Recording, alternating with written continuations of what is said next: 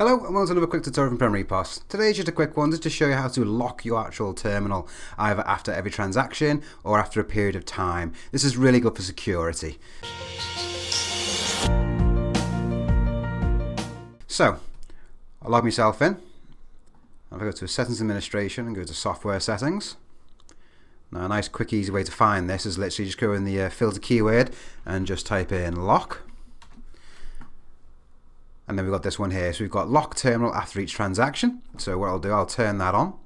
There's also an automatic lock terminal time as well. So this is in minutes. So I can change that as well to however many minutes. Right now I'm just going to do it for this one right here. So what I'll do is I shall now save my settings there. And then I'll go to actual sales mode. Okay, and what I'll do, I'll just process this transaction here like so. So if I just process that now. And as you can see, straight away, it's locked the terminal for me. So no other person can actually play around with it whilst them haven't to be logged in. So they have to physically log back in again.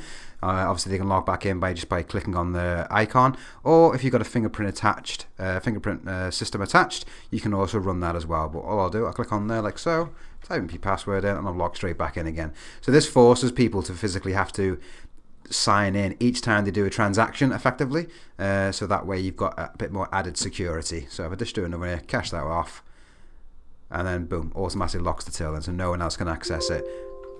And there you have it. There you go. Do hope that's been useful. Thank you much for watching. Check you out next time. See you now.